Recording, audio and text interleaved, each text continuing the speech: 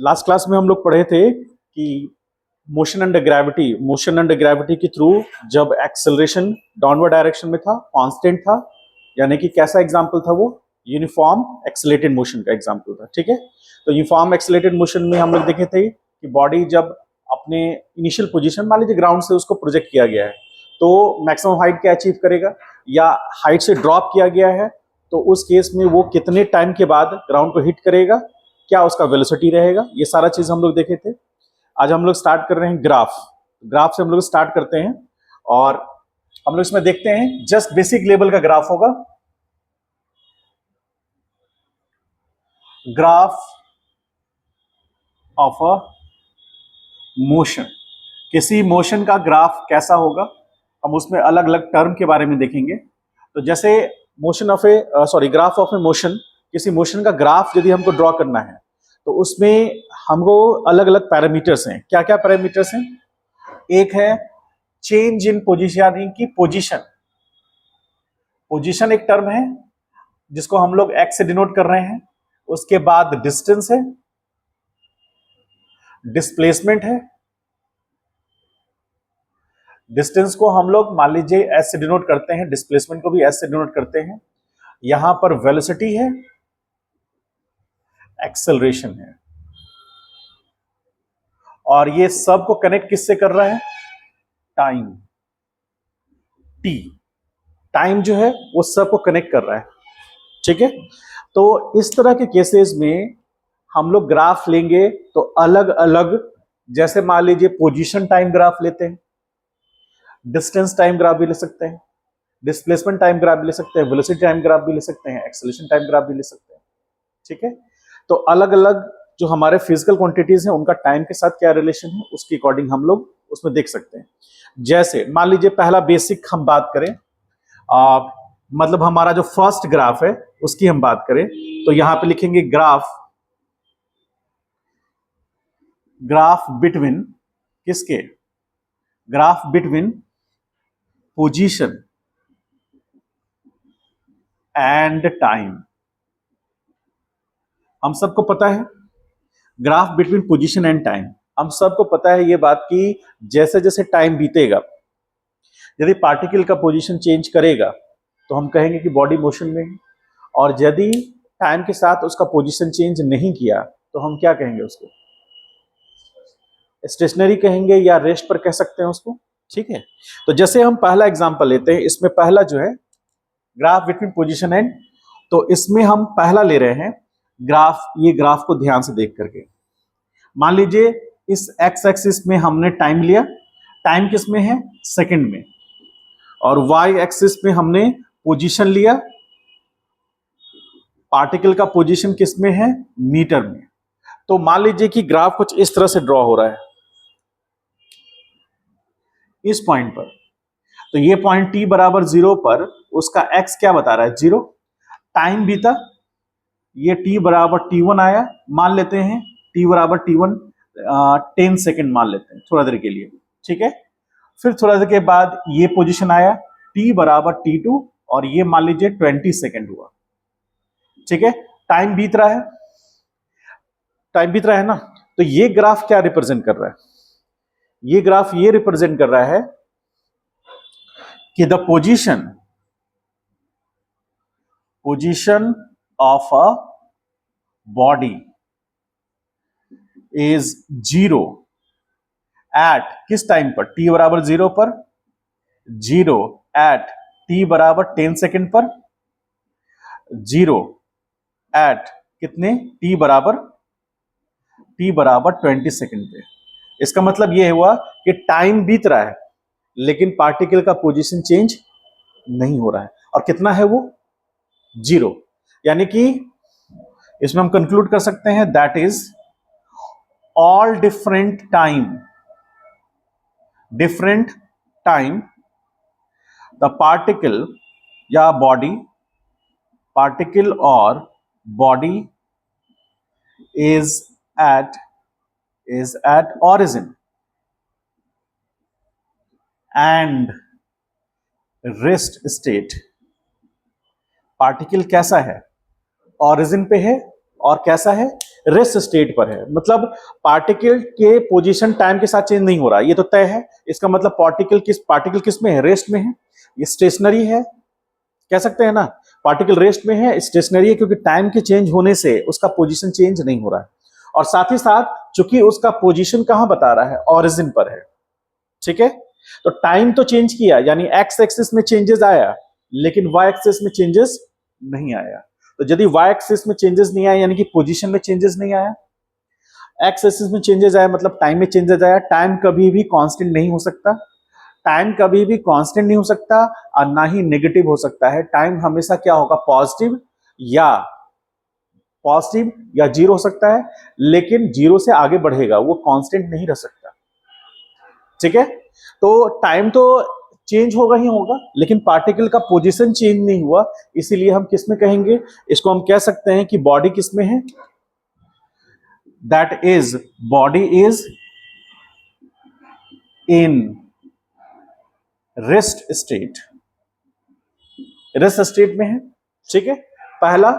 दूसरा हम लोग देखते हैं बी, इसको देखकर हमें बताना है बी। इस ग्राफ को देखकर हम क्या डिस्कस कर सकते हैं वो देखते हैं। यहां टाइम को हम किस में ले रहे हैं, सेकंड में, और यहां पर पोजीशन है, पोजीशन जिसको हम लोग एक्स मानते हैं, और वो किस में है, मीटर। अब यहां सिचुएशन क्या है कि ये t बराबर 0 है, पार्टिकल इस पोजीशन पर है, और ये पोजीशन को हम p नाम दे रहे हैं, जो कि यहां से ये दूरी जो हाइट है, ये हाइट उसका x0 है, यानी x इज इक्वल टू कितना आया, x is equal to x0। ठीक है, टाइम चेंज हो रहा है, मान लीजिए यहां पर t बराबर t1 आया, और वो है मान लीजिए 10 सेकेंड। फिर से उसी तरह यहां पर t बराबर t2 लिए हम, और ये 20 सेकेंड। ठीक, तो क्या हमें ये देखना है कि पार्टिकल का पोजीशन यदि वो इस तरह से है, ठीक है, इसका मतलब 10 सेकेंड पर पार्टिकल का पोजीशन कितना है, ये पोजीशन कितना होगा, ये पोजीशन x बराबर x0 होगा क्या, बोलिए, होगा, क्योंकि ये पॉइंट को O है, तो O ये डिस्टेंस OP है, क्या ये भी डिस्टेंस OP के बराबर होगा, होगा। तो यानी y एक्सिस में कोई चेंजेस आ रहा है कि उतना ही है, उतना ही है। यहां पर देखें, यहां पर टाइम चेंज किया, ये पोजीशन की बात करें, इसको पोजीशन को A मान लेते हैं, ये पोजीशन को B मान लेते हैं, तो यहां भी x बराबर कितना है, x0, यानी कि यहां पर भी x में कोई चेंजेस नहीं आया। ठीक है, तो हम कह सकते हैं कि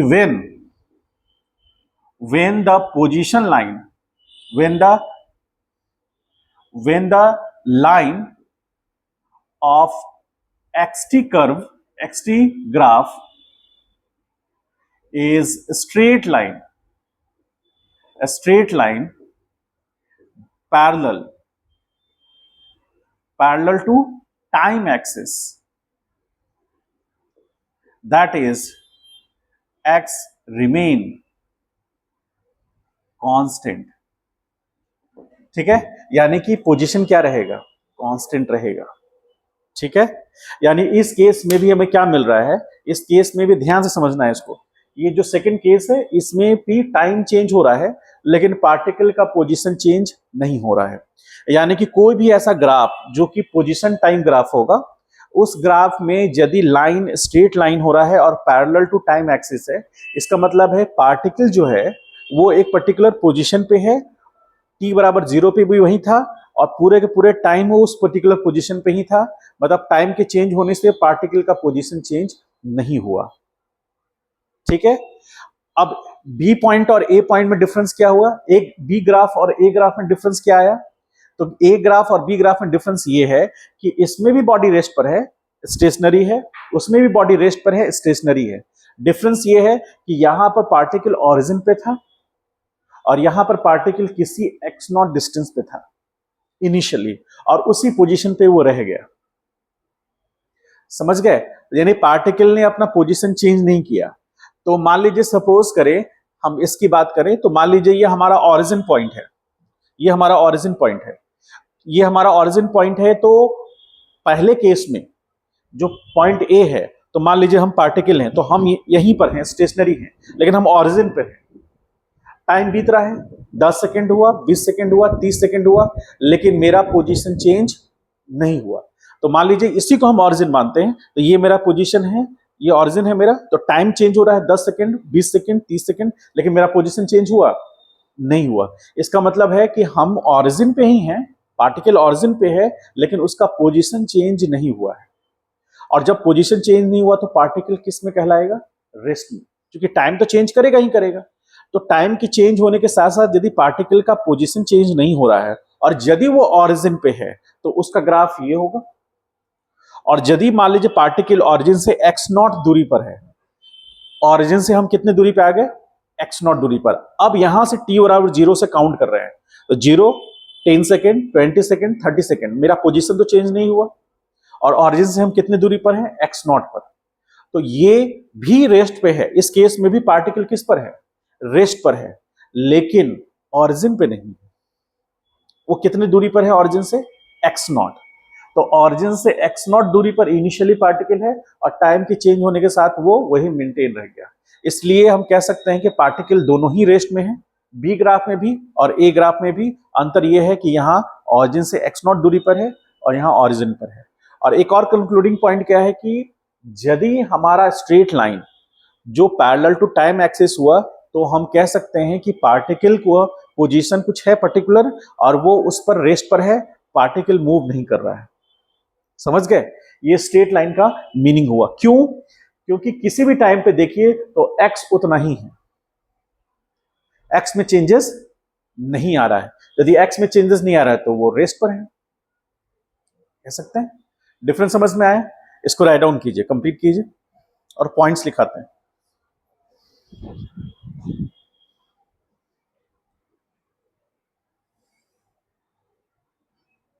ठीक है, अब हम लोग देखते हैं कि सी में क्या डिफरेंस है। सी ले रहे हैं हम लोग, फिर से यहां टाइम सेकेंड में होगा और यहां हम लोग क्या ले रहे हैं? पोजीशन। तो पार्टिकल का पोजीशन चेंज कर सकता है टाइम के साथ, यदि चेंज किया तो मोशन में है, नहीं चेंज किया तो रेस्ट में। ठीक है, तो इस बार का जो हमारा ग्राफ है उसमें क्या खासियत है? ये पोजीशन तो ऑरिजिन है ना, ऑरिजिन। तो यहाँ t बराबर 0 और x कितना? 0। ये वो पोजीशन है ना, इस पोजीशन पे x भी 0 है, t भी 0 है। अब मान लीजिए कि ग्राफ कुछ इस तरह से ऐसे है, तो इसके बारे में हम क्या कह पाएंगे?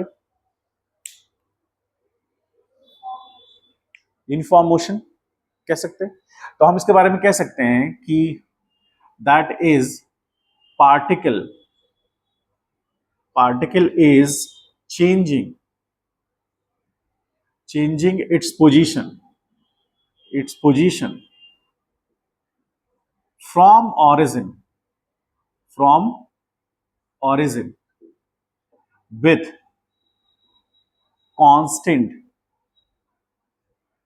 constant rate, कह सकते हैं कांस्टेंट रेट से चेंज कर रहा है अपना position. That is particle is in uniform motion. Particle किस में है?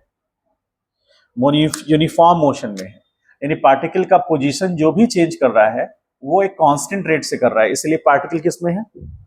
Uniform motion. और यूनिफॉर्म मोशन का मतलब क्या है? कि the velocity of the particle will remain constant. इसका मतलब that is velocity of the particle और body will remain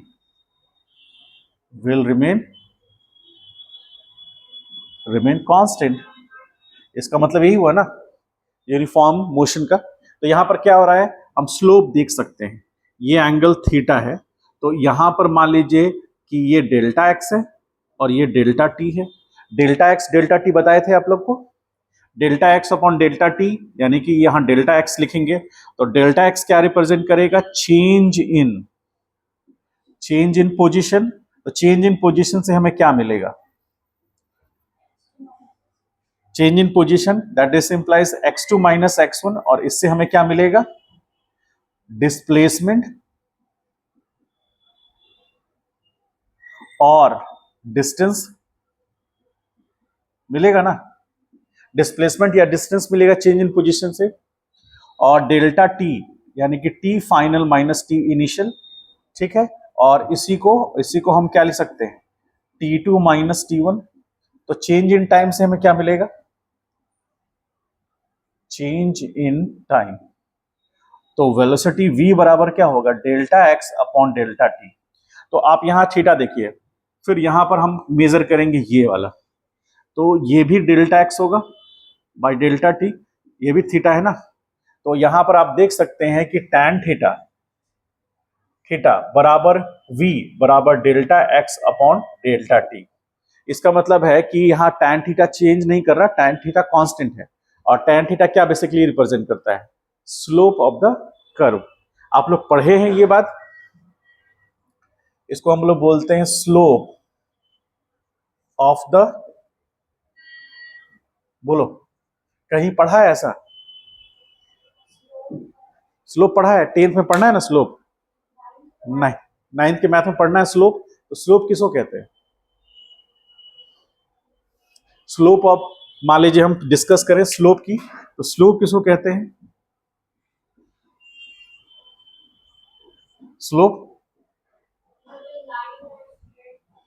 straight line को स्लोप नहीं कहते, स्लोप यानी कि इसको हम लोग ले सकते हैं tan थीटा, ठीक है। स्लोप क्या कहते हैं, जैसे मान लीजिए कि हमारा एक्स वाई एक्सिस है और एक लाइन हमने ड्रॉ किया, मान लीजिए वो लाइन ऐसे, ठीक है। तो ये लाइन एक्स एक्सिस के साथ जितना एंगल बना रहा है दैट इज थीटा, और जब हम उसको tan के साथ काउंट करते हैं, tan theta is equal to m, और यही क्या कहलाता है, स्लोप ऑफ द कर्व।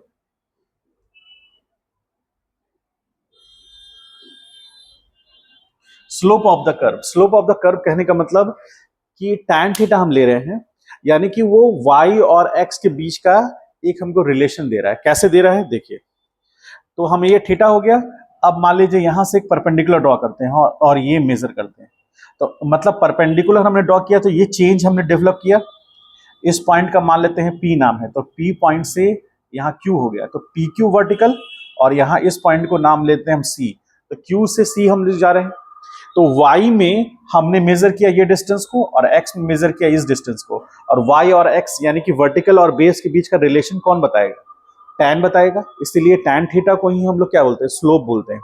अब मान लीजिए कि ये हो गया उसके लिए डेल्टा y, यदि ये y एक्सिस में है तो, और यदि ये x एक्सिस में तो डेल्टा y उसके लिए हो गया, और यहाँ डेल्टा x हो गया। तो हम यहाँ पर tan थीटा क्या ले सकते हैं, tan थीटा यहां पे होगा delta y upon delta x, यहां पर यानी कि हम क्या कह सकते हैं, change in y by change in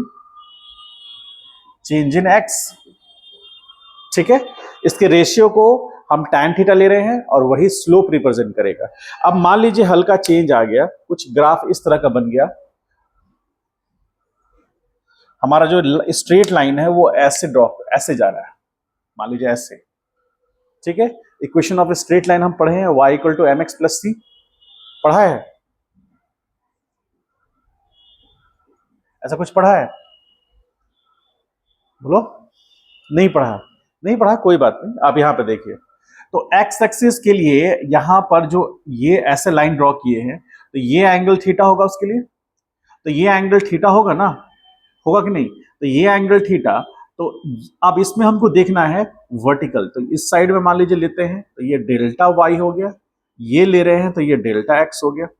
अब अंतर क्या है समझिए, यहां से हमेशा हम tan थीटा को मतलब एंटी क्लॉकवाइज लेते हैं। अब यहां पर जो भी एंगल है, इस एंगल को हम इसको हम थीटा मानते हैं, चलिए इसको हम थोड़ी देर के लिए थीटा मान लेते हैं, इसको हम अल्फा मानते हैं, ठीक है। तो अब हमको tan थीटा लेना है, तो ये डेल्टा y होगा और डेल्टा x होगा, ये थीटा होगा। ऑब्वियसली ये जो थीटा होगा, ये थीटा इज इक्वल टू क्या होगा, 180 माइनस अल्फा होगा,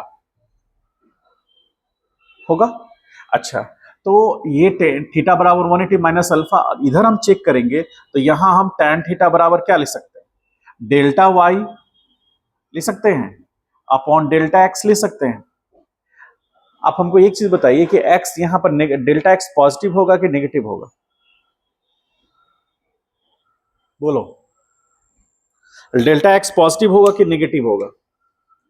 ये हमारा, जैसे इसमें हम चेक करें तो ये हमारा फाइनल पोजीशन है, ये हमारा इनिशियल पोजीशन है।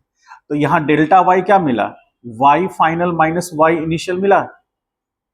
हाँ बोलो। अब ये जो है हमारा, यहां पर ये इनिशियल है और ये इसके लिए फाइनल है, तो डेल्टा एक्स बराबर क्या होगा, फाइनल माइनस इनिशियल।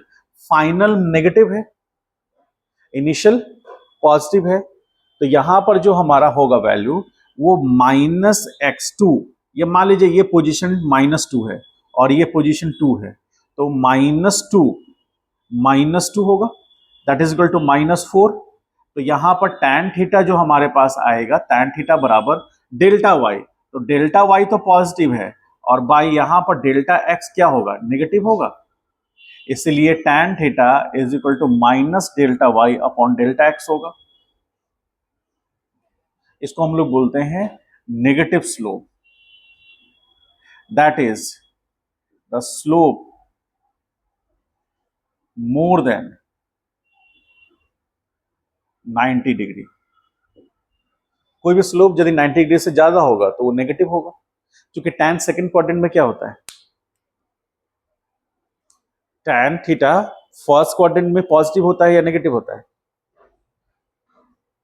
नहीं याद है? इसको याद कर लीजिए, आप लोग 10th क्लास में पढ़ चुके हैं।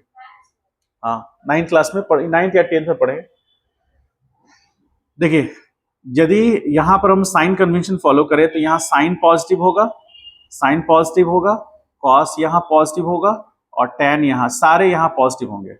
सेकेंड क्वाड्रेंट में आ जाएंगे हम लोग, तो सेकेंड क्वाड्रेंट में आएंगे तो यहां पर साइन पॉजिटिव हमारा होगा, कॉस यहां नेगेटिव होगा और tan यहां पर नेगेटिव होगा। ठीक है, अब आइए यहां थर्ड में, यहां साइन क्या हो जाएगा, नेगेटिव, कॉस क्या हो जाएगा यहां नेगेटिव, tan क्या हो जाएगा यहां पॉजिटिव। यहां साइन नेगेटिव, कॉस यहां पर पॉजिटिव और एक मिनट, हाँ ठीक है, और tan यहां नेगेटिव। ठीक है, अब आप ये ध्यान रखिए कि फर्स्ट क्वाड्रेंट में तो सब पॉजिटिव है, फर्स्ट क्वाड्रेंट में सब पॉजिटिव है, सेकंड क्वाड्रेंट में कौन पॉजिटिव है, साइन। थर्ड क्वाड्रेंट में कौन पॉजिटिव है, tan। फर्स्ट और फोर्थ क्वाड्रेंट में कौन पॉजिटिव होता है, कॉस। समझ पाए? तो ये कंडीशंस को ध्यान रखना। ये कैसे आया हम आगे क्लास में बताएंगे आपको, जब आगे पढ़ेंगे तो हम लोग इसको बताएंगे डिटेल में, फिलहाल आपको याद रखना है। और ये स्लोप का कॉन्सेप्ट को याद रखना है, इसको लिख लीजिए। फिर इसमें पॉइंट पे अभी 2 मिनट रुकिए, इस पॉइंट पे हम आते हैं। तो यहां पर क्या हो रहा है कि हम क्या बोल रहे हैं कि पार्टिकल यूनिफॉर्म मोशन में, इसका मतलब है कि यूनिफॉर्म मोशन कैसे मिलेगा, जब पार्टिकल का वेलोसिटी कांस्टेंट होगा। वेलोसिटी किस बात पर डिपेंड करता है, वेलोसिटी डिपेंड करता है change in position by change in time पर। तो यहां ये क्या मिल रहा है हमको, चेंज इन पोजीशन, यानी कि हमको डिस्प्लेसमेंट मिल गया, और चेंज इन टाइम यानी टाइम के चेंज होने से मिला। तो क्या ये रेशियो कांस्टेंट है, तो हाँ ये रेशियो कांस्टेंट है। देखिए यहां भी डेल्टा टी है, डेल्टा एक्स है, तो थीटा यहां कांस्टेंट है, तो कहीं पर भी चेक करेंगे हमारा थीटा यहां delta x by delta T मिलेगा, फिर यहां थीटा मिलेगा, तो यहां पर थीटा कांस्टेंट है, यानी कि वेलोसिटी कांस्टेंट होगा। समझ पाए इस बात को कि नहीं समझ में आया? tan थीटा ही क्या, tan थीटा क्या रिप्रेजेंट करता है, tan थीटा ही तो हमारा स्लोप रिप्रेजेंट करता है, और tan थीटा इस केस में क्या होगा, tan थीटा बराबर आएगा delta x by delta T. और हम जानते हैं कि किसी पार्टिकल का वेलोसिटी क्या होता है, delta x upon delta T, क्योंकि डेल्टा एक्स क्या है, डिस्प्लेसमेंट, और वेलोसिटी किस पे डिपेंड करता है, change in position by change in time. यानी पार्टिकल का डिस्प्लेसमेंट पर यूनिट टाइम में जो होगा वही उसका वेलोसिटी बताएगा, और डिस्प्लेसमेंट कैसे निकल के आएगा, चेंज इन पोजीशन से। यदि पार्टिकल का पोजीशन कांस्टेंट रेट से चल रहा है, मतलब पार्टिकल का पोजीशन क्या है, जैसे यहां पर चेंज इन पोजीशन उतना ही है, मान लीजिए 10 मीटर का चेंज इन पोजीशन है, और कितने सेकंड में है, 10 सेकंड में है। तो चेंज इन पोजीशन 10 मीटर का 10 सेकंड में, तो रेशियो कितना आया 1। और आगे भी, आगे जाकर भी चेंज इन पोजीशन 10 मीटर ही है और टाइम उसको लग रहा है 10 सेकंड ही, तो फिर से रेशियो सेम आएगा। उस केस में वेलोसिटी क्या रह जाएगा, कांस्टेंट रह जाएगा। इसीलिए हम बात करेंगे कि वेलोसिटी का कांस्टेंट होना दो फैक्टर पर डिपेंड करता है।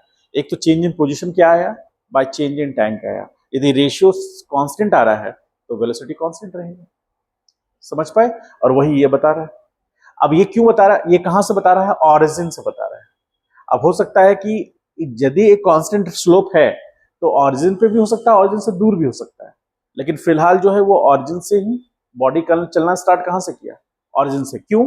क्योंकि t बराबर 0 पर, t बराबर 0 पर पार्टिकल कहां है, ऑरिजिन पर है, फिर वहां से चलना स्टार्ट किया और स्लोप क्या रहा, कांस्टेंट। ठीक है, इसको पहले कंप्लीट, इसको अलग लिख लीजिएगा।